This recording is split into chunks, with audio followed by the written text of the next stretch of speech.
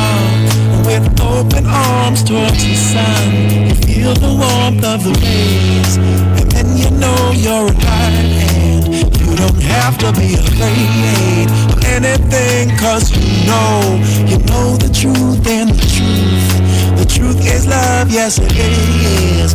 Wasn't what they said to you, or anything that you learn from a book or from the news. It's not like that, cause it's a thing. It is something that you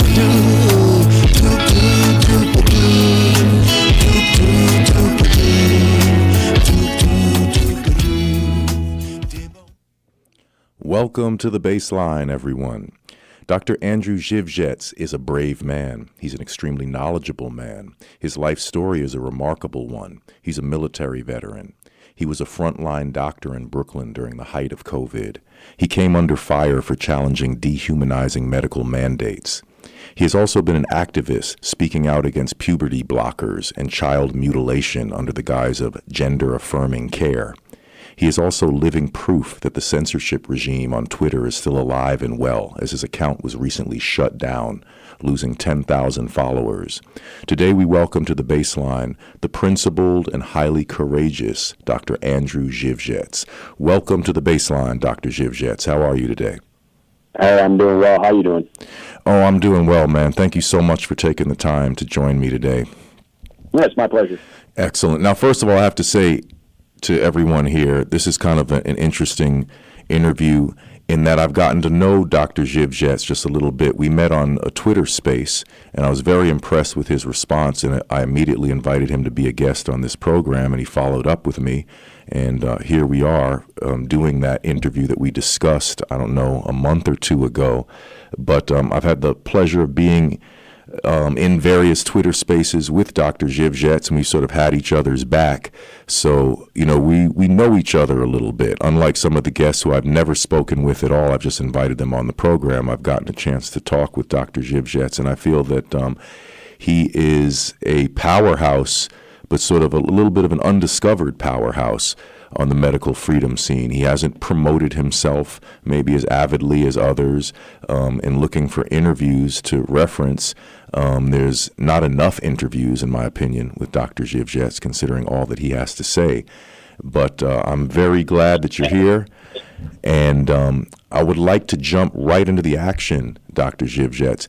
Tell me what was going on in your life, what you observed, and what you experienced in March of 2020 when global pandemic was announced and the world got dumped on its head, as I like to say. Where were you at that time, and what happened? So March of 2020, actually, I was still in Jacksonville, Florida. I was teaching for the USMLE boards, awaiting my residency position in New York. And then during, I think beginning of June, I actually moved up to Brooklyn, New York, and started working.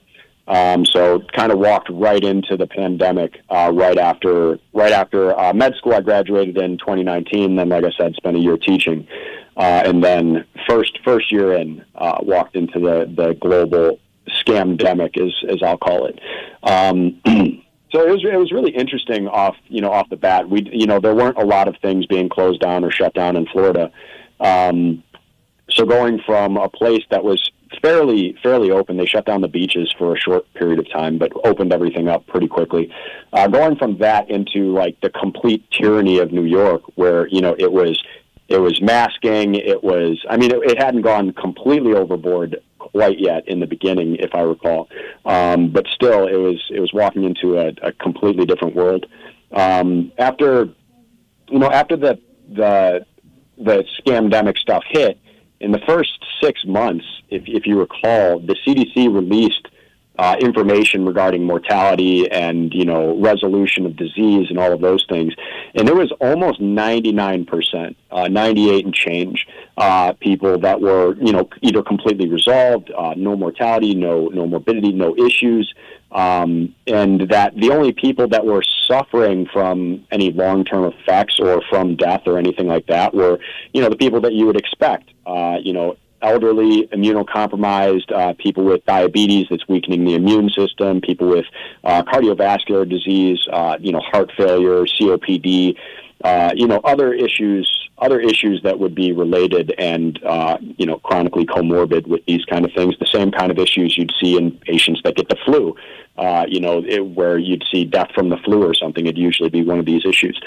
So it wasn't really affecting anybody that was healthy. It certainly wasn't affecting the youth. And, my specialty, my expertise is in pediatrics. It definitely wasn't affecting our youth, and we weren't seeing much of anything happening with them.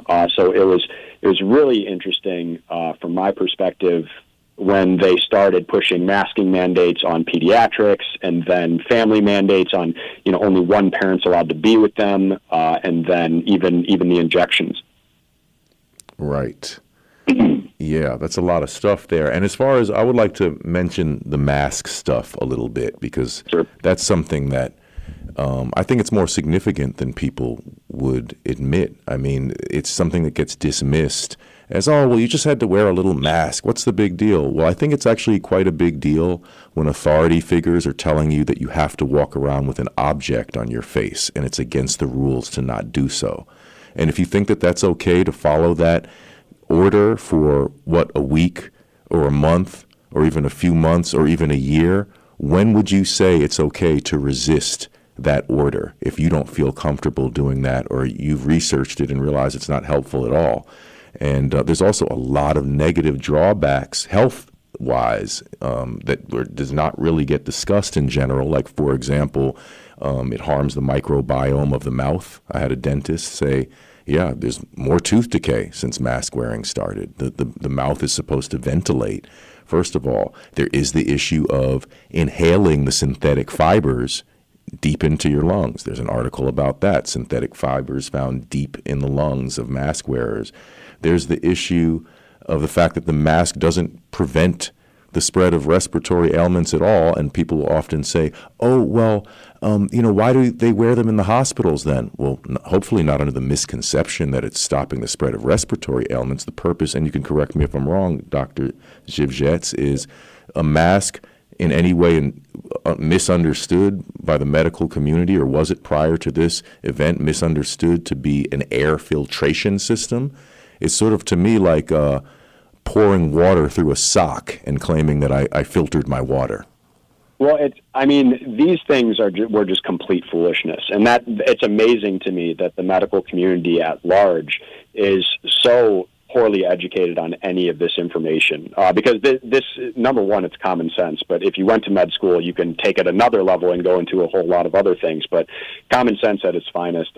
First and foremost, surgical masks are not used for this way. Generally speaking, surgical masks are used for a very specific purpose. You go into an operating theater or something like that, you don't want bacteria from your mouth entering any of the surgical sites or anything like that. You want a clean, sterile field. So, and when you're looking at the size ratio of, let's say, a bacteria in your mouth getting out versus a viral particle getting in, number one, a viral particle is tiny, right? Extremely small. It's a small strand of RNA or DNA, which is infinitely small. There's 6 billion base pairs of DNA inside of the nucleus. Secondarily, so it is a little bit larger, between 5 and 10 microns generally, because it has a coat, right? But the fact of the matter is, number one, the surgical masks are mass produced, right? They're not looking at the windows, the mesh framework of the windows.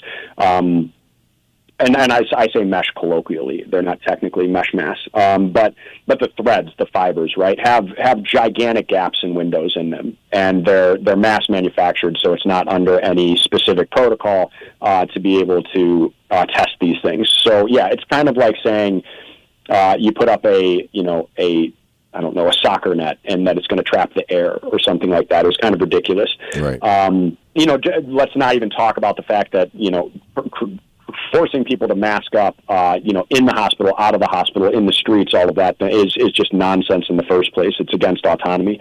But it actually has a great deal of negative effects, especially for pediatrics. And when I'm looking at this, a lot of what I look at is from the lens of pediatrics, because that's our most vulnerable population, along with the elderly. Right.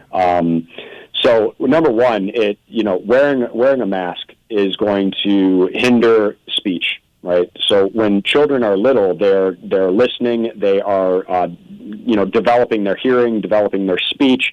In order to develop both of those things, you need to be able to hear clearly, you need to be able to speak clearly. The mask obviously is a separation barrier that creates a big problem with hearing and with speaking. And seeing the teacher enunciate the words, which is a part of linguistics. That's another thing. You're covering the patient's face or the child's face. So there's the issue of not being able to, read that language, but further, not being able to read expressions, not being able to read emotions, not being able to read, those kinds of things. That plays a big role in neurocognition and emotional development of children. So there was that effect, taking children out of schools. This, and I actually wrote about this. I wrote a paper on this in the very beginning.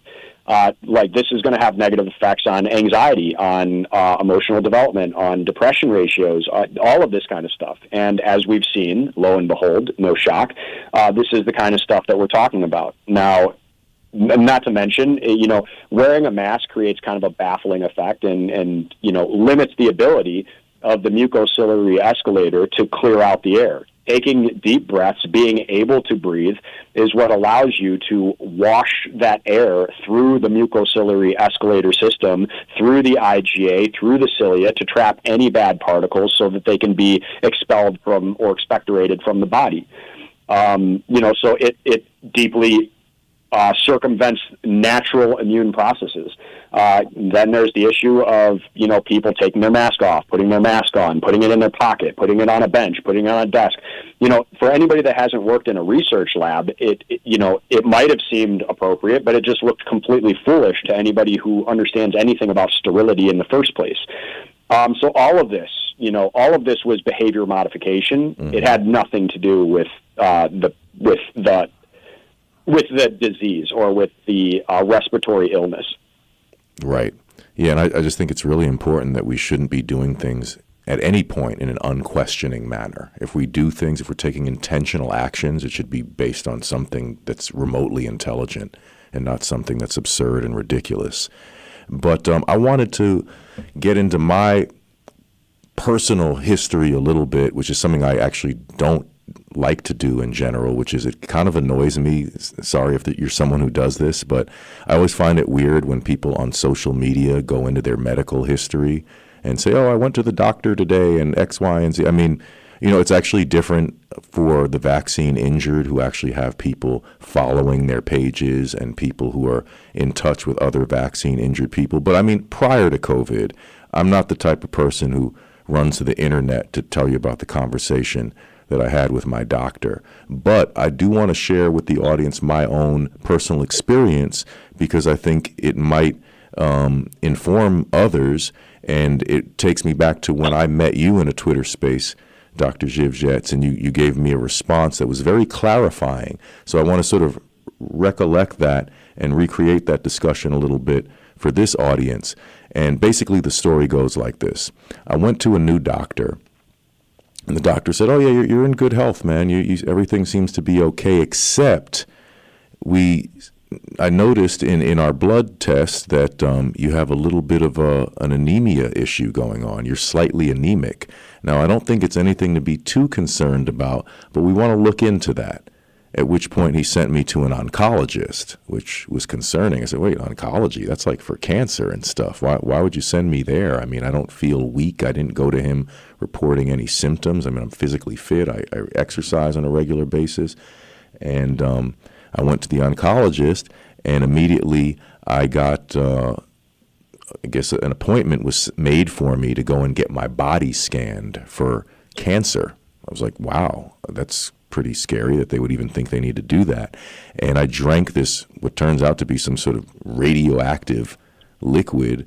You have to drink that, then you wait 30 minutes. Then I drank another bottle. They scanned me. They said, hey, you have no cancer. That's good news. But now, and the doctor said, now we need to do a bone marrow biopsy. I said, whoa, hold on a second here. I had the appointment scheduled, but I looked into it. I said, wait a second, that's a dangerous procedure.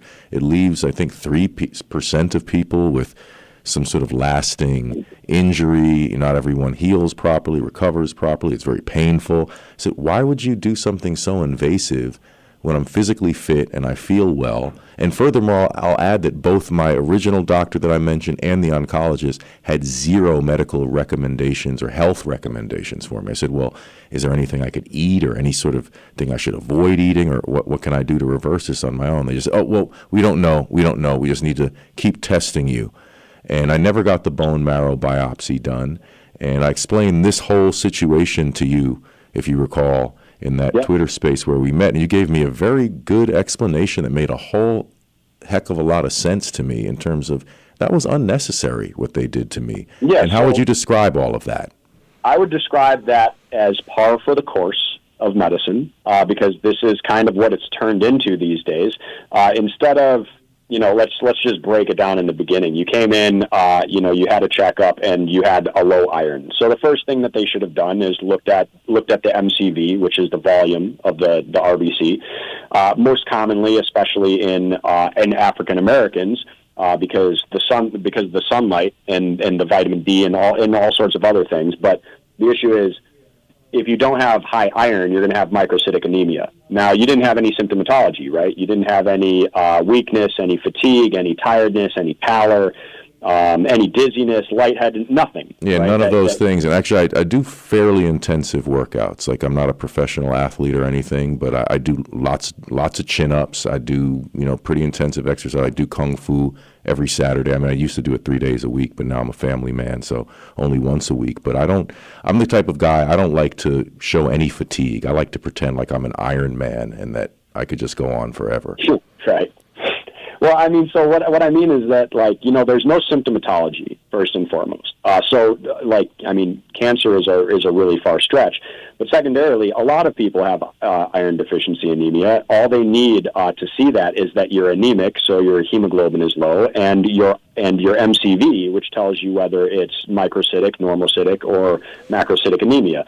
Now, if it's microcytic, which it was in your case, all you really need to do is try some iron. The first thing that somebody should be asking you is, what is your diet? Do you have a very specific diet? Are you not eating meat, nuts, iron-fortified foods, things of that nature? That's the very first thing that you should do. Increase your iron supplementation, maybe eat more red meat. Even vitamin C can be recommended. This is very simple stuff. What you don't do is you don't refer somebody to oncology for this, to get total body irradiation and, a dose of, a large dose of radiation. And then, when that comes back normal, right, they gave you a contrast CT. And while, contrast can have, slight damage to the kidneys as well. Mm-hmm. But then they irradiate you. And then when that comes back normal, they're saying, hey, now we want to do a bone marrow biopsy. To me, that sounds like sales. To me, that sounds like, keeping you and giving you more and more invasive tests and worse tests without addressing the most basic thing that any physician should be able to address in the first place.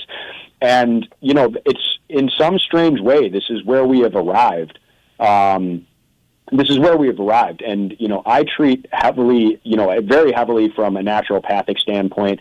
I had the distinct pleasure of learning from physicians in multiple different countries, both in Grenada and the Czech Republic, where they don't do all of these crazy wild tests. They don't require all of these expensive things. They treat based on knowledge, which is something, once again, which just seems lost. Yeah, and to round off the story, to let you know, I'm no longer anemic. That's been confirmed in a couple of blood tests. And it was actually my previous guest on the Bassline, my friend Anush Tertalian, who talked with us about Armenia a few weeks ago. I mentioned to her, this was several years ago now, I mentioned to her that I was slightly anemic, and she said, eat beets. And as far as I know, the beets cured the anemia. I get a little beet, some beets from the salad bar. I'll get beets in a juice form. Beet and cherry is a great combination. But yeah, I listened to my friend's advice that 2 medical professionals were unable to provide me with. And it was my friend who cured me, not all this invasive stuff that they had me lined up for. So now I would love Dr. Zywiec to get into the discussion of vaccines in general. And let me just set the stage a little bit, which is I've made it clear on this program I was not a quote-unquote anti-vaxxer prior to COVID. My wife and I had the mentality that, well, vaccines are legitimate science and whatnot, and we didn't want to get all of the extensive vaccines. The vaccine schedule seemed a bit excessive, but we believed in vaccines and had both been vaccinated in our childhoods. However, now that the curtain has been drawn and we see, wait a second, there's a lot of stuff going on behind the scenes here that's really not copacetic here. I've lost faith in the medical establishment. I have total distrust of big pharma and their profit-making agenda. And I do at this point question the legitimacy of vaccinology and the need for vaccines in general. I wonder, well, would society fall apart if people didn't receive all these various vaccines that we've been told are a cornerstone of civilization? Now, I've heard you speak favorably of certain vaccines in a previous interview, but I think in a Twitter space recently, you spoke a little bit more critically of vaccines in general than I think the sentiment you expressed in a previous interview. Have you changed your view on vaccines and vaccinology at all? How would you characterize your stance as it pertains to vaccines in general, and then we'll get to COVID vaccines? So I think at this point in time, we have to look back and we have to question every single vaccine that has ever been created. So, I mean, when you look at, and this is the way science works, right? You new things come to light, and you have to look at everything. At this point, I will never. At this point right now, I will not recommend a vaccine to anybody for any reason, none of them. Because at this point, we don't know what is poison and what isn't poison. And my thinking on researching a lot of these things has shifted fundamentally. When we look back and we see where the pharmaceutical industry started with Rockefeller and petrochemicals and all of these things, it kind of sets a really dark stage for where the pharmaceutical industries have come.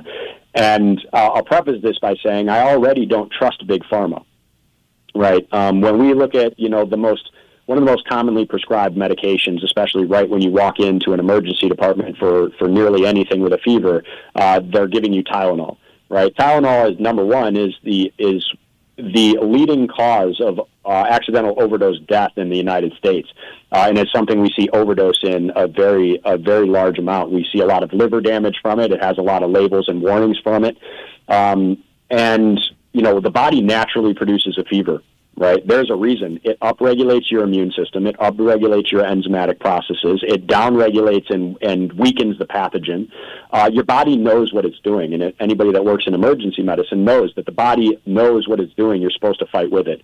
So, obliterating a fever just maintains illness for a longer period of time in a patient, all while being a drug that actually causes a lot of damage in the body, especially with excessive use. And it is, one of the most widely used and easily accessible drugs in the United States, along with ibuprofen, which causes gastritis, and other NSAIDs that cause the like. So pharmaceuticals are already problematic. Statins, for example, right? Cholesterol is required for aldosterone to regulate your blood pressure. It's required for estrogen and testosterone to regulate libido and endocrinology. It's required for cortisol, which is probably in my opinion, the most important hormone in the body, the stress hormone. So cholesterol is required for all of these. Cholesterol is required for lipid rafts in every single cell in the entire body. Your liver naturally synthesizes cholesterol as LDL to travel and give to your entire body, and naturally retrieves cholesterol as HDL. This good and bad cholesterol thing is nonsense. And there are, thousands upon thousands of doctors that will easily agree on these topics. So pharmaceutical industries are already problematic. When we look at the vaccine, especially, during COVID, it opened the door for a lot more skepticism with these vaccines, because when you think basically about it, trying to prime your body for an illness that you may or may not see in the future someday, possibly, and a weak primer as well. that doesn't last for long and that is nowhere near as robust as natural immunity, the risks, in my opinion, outweigh any of the potential benefits. And you hear people talk about, oh, well, what about measles, or what about something like that? Once again, risk versus benefit ratio, I don't agree with it. And the fact that they try to push these so heavily, the herd immunity hypothesis and things like that, are deeply concerning to me. People in med school, doctors don't learn what's in vaccines. Doctors don't learn that aluminum is in vaccines and that it's been in vaccines for a long time as a preservative, and that we see aluminum deposits in the brains of Alzheimer's patients, that we've seen the skyrocketed increase in autism, since the 90s, when there was eight or nine vaccines on the schedule. Now there's between 70 and 90 doses of vaccine on the schedule before the age of 18. Just thinking about it from a common sense standpoint, how afraid of the actual world are we, where you have to get 70 to 90 doses of vaccination before the age of 18 just to prime you to be able to walk around and breathe the air and be able to interact with your natural environment? It's a fear-mongering tactic, and it makes billions of dollars. And if you follow the money and the science, I'm going to say that I don't agree with any of the vaccines at this point. Wow. Well, that's a powerful statement, and you really stated very clearly. Well, I want to, before we get into this topic that we have not ventured into on this program yet, I do want to mention that we would like to ask you for support of this program. You can support my Substack. Please become a subscriber. Subscribe for free. If you can be a paid subscriber, that's greatly appreciated. Go to jeremiahhosea.com, jeremiahhosea.com. There's a bunch of songs right there, right at the home page. Click on one of them, take a listen. There's some jazzy stuff, some funky stuff, some rockin' stuff. I'm pretty diverse in my sound, but there's a lot of great musicians that were featured on my music, and I'd appreciate support in that manner. I'm also a chess teacher. I would be very happy to give you or a family member of any experience level a chess lesson. I teach chess every day. Dr. Zywiec is actually quite a good chess player too. We had one game online. He went easy on me, and I barely escaped that event. But also, I want to mention Dr. Zywiec also has a Substack, and go to substack.com. His name is spelled, check this out, Zywiec. So please seek out the Substack of Dr. Andrew Zywiec. He surprised me actually in his poetic style. He wrote some really phenomenal stuff that almost it reads like prose, which I was very impressed by that, because I'm used to him as such a decisive technical thinker based on our other discussions. But his writing is insightful, it's poetic, and please go to his Substack. I actually have to tell you guys, I don't mean to badger you guys, because I love every one of you who have supported this program. Anyone who's listening right now, I appreciate it so deeply that you're taking the time to listen. But I would like the support to be a little bit more resounding. And I don't just mean in the form of monetary support. I mean, for example, if I take the time to interview like Dr. Kimberly Biss, for example, and she gave a really straightforward reply to all of my answers, very educational, very informative for any concerned citizen, I don't want that article just sitting there at 29 likes. Come on, guys, there's hundreds of people listening right now. Please jump in there and give me my 30th like, and maybe even share it manually, share it via text message and say, hey, look, this cat is doing some pretty good citizen journalism. Let's support him. Go like bomb his Substack. Go share it with others. I would love, as I've said on previous occasion, and sorry I don't mean to make a pun, but I would like to move the needle a little bit and just be noticeable in our ability to affect the medical freedom conversation in a meaningful way. But having said all of that, that was my promotional segment in the middle of this listener-sponsored program. Dr. Zywiec, you have been courageous. You have taken some heat. You've been under fire for speaking out against what I believe is ludicrously mistitled gender-affirming care. How did you get into this struggle? I guess just, speaking the truth will get you pretty much banned from anything these days. Apparently, gender-affirming care is a big thing in New York, and it's a big thing in any liberal city, and let's just call it what it is. It's delusional disorder, a false fixed belief that is not consistent with anything in reality. And we can go very, very deep down the rabbit hole on a lot of things about this, so-called gender-affirming care. But at the end of the day, as a physician, they are trying to force this down everybody's throats, not only doctors, but the AAP and the larger bodies, because it is a money-making machine. And it's also engaging the youth in many, many ways. So, it's working in every way for the system to divide people. It's destroying families. It's dissolving the nuclear family unit. And at the end of the day, what it really is the pharmacological castration and surgical mutilation of children, which is absolutely appalling on every single level. Now, in New York, the majority of physicians are extremely liberal. Actually, across the board, most physicians tend to be more liberal than conservative, which has never been too much of a problem. But we're seeing why it's becoming a massive problem. I took Chloe Cole's story to leadership at one point and showed them, a 12-year-old girl who was put on puberty blockers and hormones that had a double mastectomy done at 15 years of age. And her story is not unique. There are many of them like this. It's just she was the first story I'd ever heard of this happening to. I completely was caught off guard. I didn't even realize this was a thing. And I brought it to my leadership, and one of the people in my leadership said, she got what she deserved. She's an activist. This is a pediatrician, mind you. This is a doctor in a position of leadership, which was absolutely appalling and disgusting on every single level. And I came to find out that all of my peers were like calling me a racist and a Nazi and a bigot and a transphobe, and they all. Let me ask you. I've heard you make that remark before. How does race tie into this? How do they just go and grab that one? Well, I think because once you go against them in any way, shape, or form, first and foremost, I went against everything with COVID, right? And just to backtrack a little bit, everybody in my entire hospital was hardcore pro-vaccine, especially the COVID vaccine. Mask up, let's bend over, essentially. Branch COVID. And I showed these people research. We actually had a patient, we had like a 6-month-old patient or 8-month-old that the only insult or thing in the past was the COVID vaccine that developed rapid supravalvular aortic stenosis to moderate regurg out of nowhere, which is unheard of.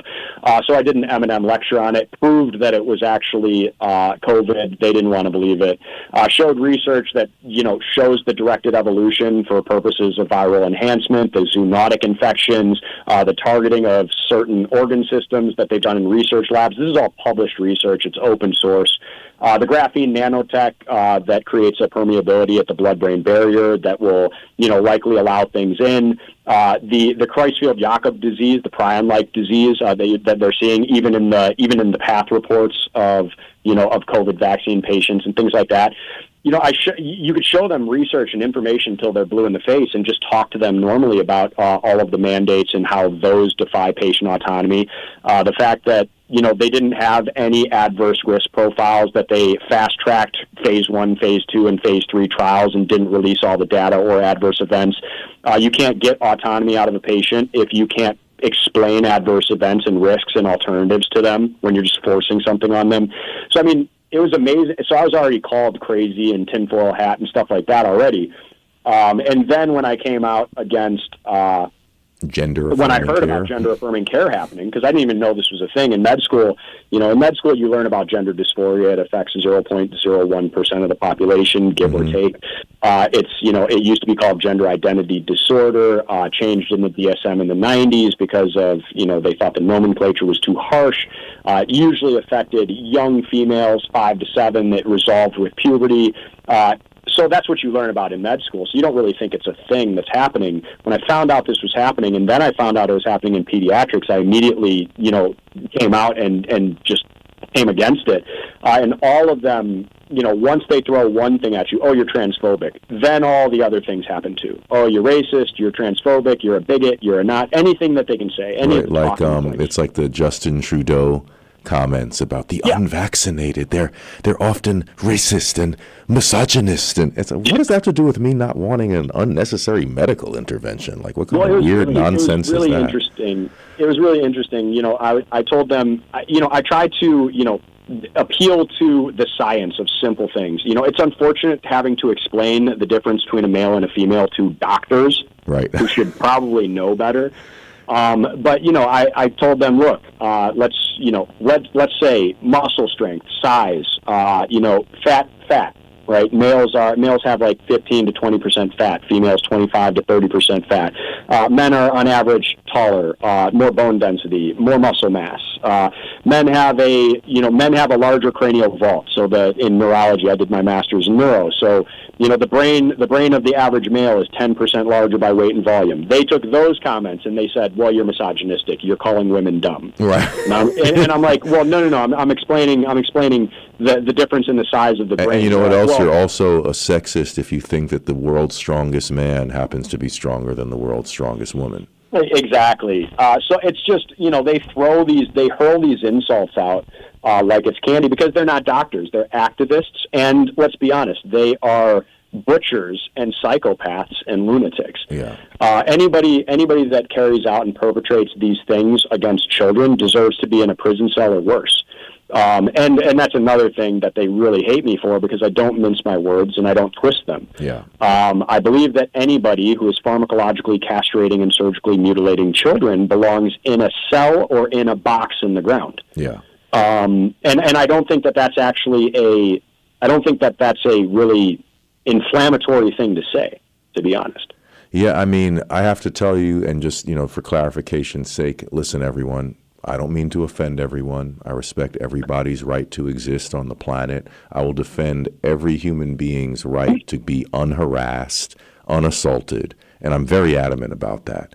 If somebody's a little different than you, don't ostracize that person. I don't believe in bullying. I believe in confronting bullies. I believe in everyone feeling safe, everyone feeling respected. That being said, especially as a father of 2 young children, there is an ideological campaign going on, and it's beyond concerning. It's beyond suspicious. It's beyond strange. Now, let me say what I mean. I was a chess coach for a summer camp. Don't need to mention where or any of the details, but I was a chess coach at a summer camp, and they have a giant rainbow flag with now the new transgender triangle, which has been inserted onto the rainbow flag, and it was waving on a flagpole in front of the camp, which I don't have a problem with any particular group or even any particular symbol, but why do you put that over a children's camp? It wasn't a camp for gay or transgendered kids. We're talking about children as young as 4 and 5 all the way up to middle school. Why is that pervasive? I had a discussion with my good friend and former co-host of this program and guest of the Bassline, my good friend, a regular listener would be familiar with my friend Craig Blue by now. And we were talking about this years ago, and I was about to teach after school, as I did every day at that time, and he made a great point, which is, he said, look, it's not a matter of homophobic or anything like that. Please don't discuss heterosexual, homosexual, really anything sexual with my elementary school age child, because they don't know what sex is, and they're not supposed to. So it's always this knee-jerk thing to say, oh, you're transphobic, you're homophobic. No. I don't believe that content should be presented to elementary school children. I believe the focus should be literacy, mathematics. Once everyone's literate, right, they can form their own opinions. They can read avidly and delve into these subjects as well as they would like to. But what I'm saying is, when you go to a school, and this was right after I had my conversation with Craig Blue, I went to teach, as I did every day of the week at that time. You get to the school and I was, oh, wait a second. Yeah, they have this is before they inserted the triangle, the transgender triangle to add on to the rainbow. But this is just the rainbow flag, big rainbow flag at the entrance of the school pretty much. Right there are elevators, big rainbow flag. Go up to the 5th floor to pick up the kids from the cafeteria, rainbow flag on the 5th floor. Between the 5th floor and the 7th floor, teacher gets on the elevator, rainbow flag around the neck.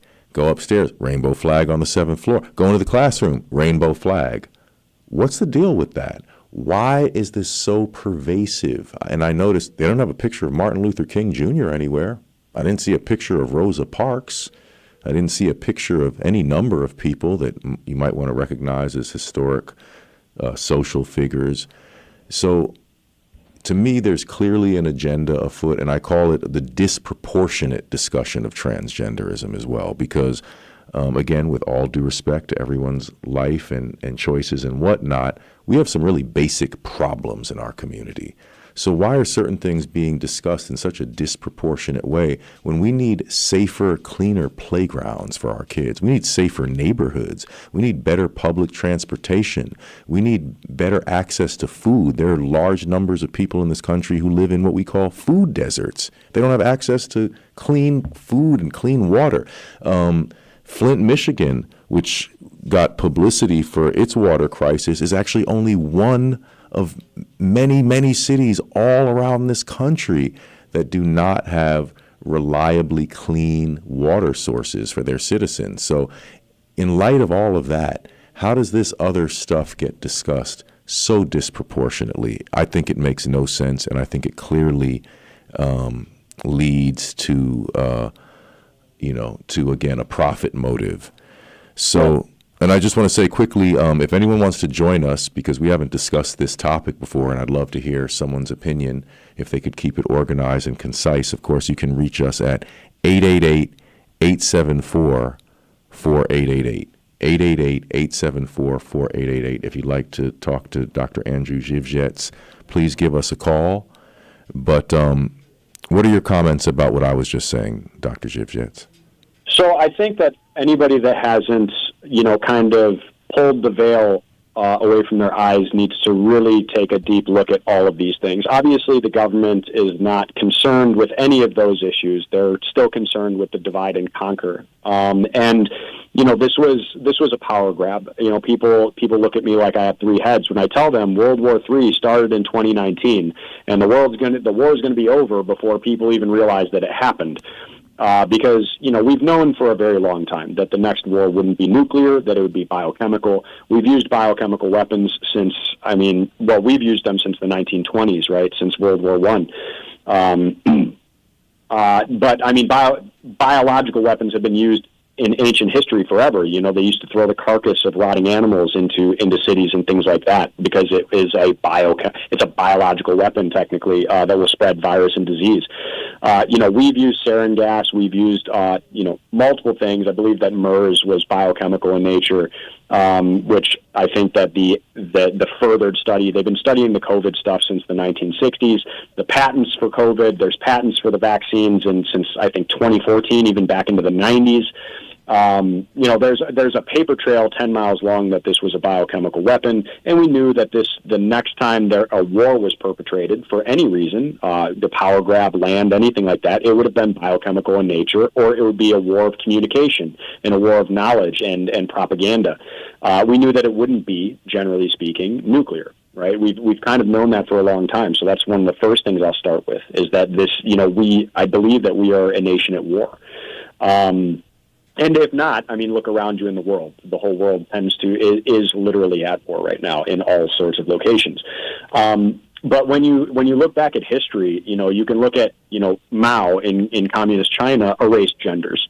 Right, he erased genders because it is easier to control a society that has nothing to fight for. What you want to take away from somebody will be the nuclear family unit. If you could take their loved ones and their children away from them, if you can get them to give up those things to the government, then they will give up anything, because they don't truly have anything deep and necessary to fight for, especially if you give them food, entertainment, and things of that nature, beer, bread, and gladiators, right?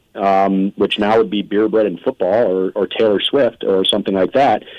You're talking about Rome, right? This is what happened to Rome, and look what happened to Rome in the days of its crumbling. Look what happened to the moral decay, which is the first thing that signals the complete collapse of a society and an empire. If you look at the radical 70s, right, the sexual revolution and the drug revolution and freedom, this is when a lot of the more extreme liberals got placed into positions of power in the institutions in our schools. A lot of the Nazis from World War II got placed into our institutions of science and NASA and medicine. So it's not shocking that these things are all trickling down at this point. And, people will say it's conspiracy, but you can look at the crack epidemic, which was placed into minority populations to remove men from the homes. You can look at the HIV, epidemic. You can look at all of these things and see how it's always perpetrated to demonize and villainize men, remove them from the home, promote radical feminism, pornography, freedom of sex, freedom of drugs, freedom of all of these things, freedom of abortion, which has killed more African-American children in New York than have been born in the last 50 years. Wow. And Margaret Sanger was the founder of that. And by the way, Margaret Sanger was canceled by Planned Parenthood. Yeah, and she was a eugenist Nazi who essentially got, if you look at the rates of abortion in the African-American community, and I'm not saying it's just African-Americans, but if we look at that singly, it's a genocide in and of itself. Some white eugenist Nazi got black people to abort their own children and genocide themselves in the name of freedom. It's evil genius on her part, like for her cause. Yeah. It's disgusting, but unbelievably effective. And this is what we're seeing. Like, this is where we've come as a society. And like you said, nobody's worried about, reading and writing. And we're seeing the moral decay of our society. And, I'm connecting a lot of dots here. I apologize for anyone. No, I'm following you. I think it's very cogent what you're saying. Yeah, so there's so much to it. I'm actually like putting together a series of books on all of these topics to try and connect all the dots. But we could go back 2,000 years. We can go back to the days of Rome. There is nothing new under the sun. Empires exist the way they exist for power. We see this kind of collective power and how, slavery is implemented. And it's not, nobody's walking around in chains anymore. However, the chains are invisible. The hardest person to convince that they're a slave is a slave who doesn't believe it. And we've all become slaves to consumerism. We've all become slaves to a very fat and fed society. And it's gone downhill very quickly, and we're seeing all of these things converge at once. We're watching the medical system collapse under its own weight because they are trying to indoctrinate things that go against every grain of nature, that go against every grain of common sense. We're seeing it happen in our government, where you look at these politicians and listen to them speak, and it seems like they live on a different planet. They're so out of touch. Yeah. So I do believe we're watching the crumbling of our society in this moment. I wish I could disagree. We have Brenda from New Jersey on the line. Brenda, can you hear me? Yes, good afternoon, Jeremiah. I just want to preface this by saying it's delightful to hear you on the air. You're definitely an asset to PRN's radio. Well, I appreciate that greatly. Thank you. Yes, but I've been thinking about this a long time since I've heard you previously on other shows. But as a grandmother, I'm very concerned about my grandchildren, and I know that they're forced to get certain vaccines. Is there certain anything that you can take to counteract this mercury and all the other slugs that's put into the vaccines? And how do you find what venue would you be able to find a good holistic pediatrician? Two good questions. Any recommendations there, Dr. Zywiec? Yeah, it was a little bit broken up, but I'll do my best. Well, I can't hear you very well all of a sudden. I don't know why. Your voice is extremely low in my headphones all of a sudden. Can you hear me now? I can hear you, but just sounds very far away. Can you hear Brenda? Can you hear Dr. Zywiec? Yes, I hear both of you well. Oh, really? Okay. For some reason, I don't hear Dr. Zywiec well. But yeah, Dr. Zywiec, if you can hear me. What's his last name? Is he available to see patients? Yeah.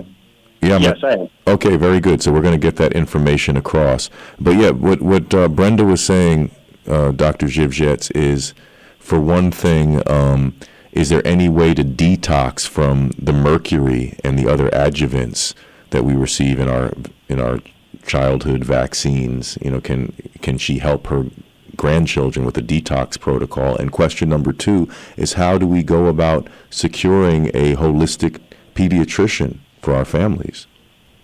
Sure. So now I hear you well, so good. We're back in business. Go ahead. Detoxing the older things. I am not familiar with how to detox off of them, but that is something that I will definitely look into. You know, for the COVID things, I would look to, maybe McCullough, Dr. Peter McCullough, or somebody like that. I know that they're using nattokinase, EDTA chelation therapy. I think curcumin, a couple of different things. So there's a couple different places to go that, like I said, I look up Dr. Peter McCullough. I would look up FLCCC, which is like Frontline Doctors. They have some ways to detox. As far as a naturopathic pediatrician, you are more than welcome to get in touch with me. I can either see you over via telehealth or in person if I am available in your region. And if not, I can try and direct you to somebody who is naturopathic in your region. There is actually a very large movement happening in medicine right now as we speak, where tons of doctors, I mean by the thousands right now, are leaving big pharmaceutical medicine in terms of, dropping all of these things and going straight for a naturopathic approach, which I think is very brilliant. I've always been more geared towards naturopathy, even though I'm allopathically trained. Even in med school, you learn about, the first treatments for malaria and so forth is quinine, which comes from chinsoa bark, which is natural. The first treatments that we had for pain comes from the poppy. The first treatment that we have for, reducing bleeding and reducing pain in small wounds is going to come from the coca. All of these things are very, very natural. They've used oregano seed oil for otitis for eons. They called the naturopaths quacks back in the day for recommending elderberry and antioxidants like dandelion tea. Now they're all the rage because they work. So I think that you're going to see a major shift in better doctors, treating with naturopathy. So I'm more any way that I can. And how do people get in touch with you, Doctor? Let's make that perfectly available to our audience before we run out of time here. Sure. So my website is zywiecandporter.com. Now it's a little glitchy, and I still haven't completed it. I don't have anybody working on it for me, so I'm just kind of learning how to mitigate the circumstances of dealing with that.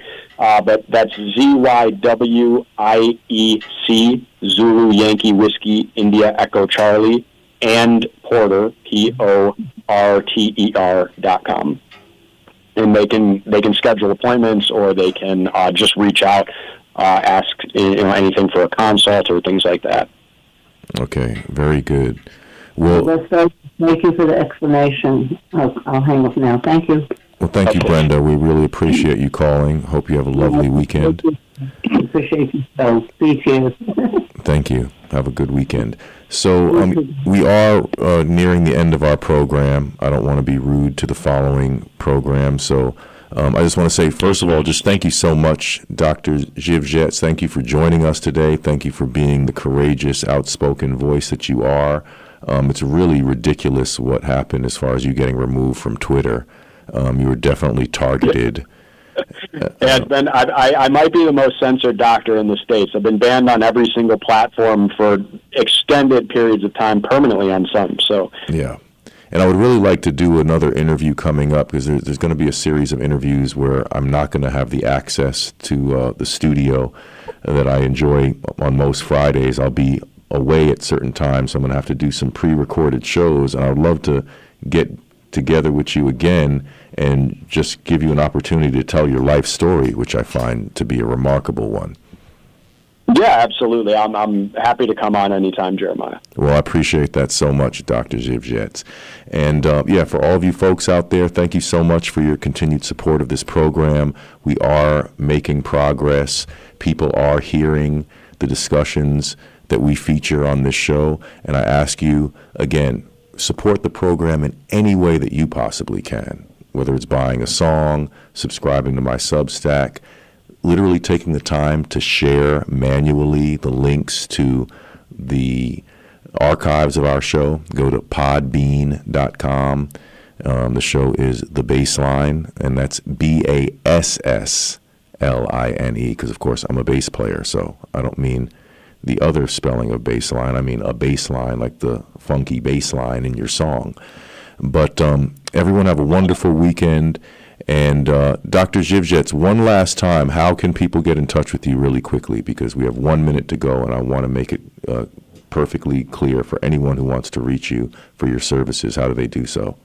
Sure, that's www.zywiecandporter.com, all words, ZYWIEC, and Porter, PORTER.com. Exactly. So thank you, everyone, for tuning into The Bassline. Thank you again, Dr. Zywiec. We have the amazing Ivor Cummins next week, which, if you don't know about Ivor Cummins, we have to fix that right away. He was a real hero during the craziness of the plandemic, scamdemic. So Ivor Cummins is a real treat. Next Friday, we have Steph Zamorano, Jimmy Dore's wife, joining us the following week. So we got some great guests lined up. Stay tuned, and thank you all. I wish you all a very pleasant and inspiring weekend. Peace. Tune in every Friday at 1 p.m. for The Bassline with me, Jeremiah Hosea, where we talk about culture, politics, the medical freedom conversation, and we take your calls on the people's airwaves. PRN.live. Feel the warmth of the rain.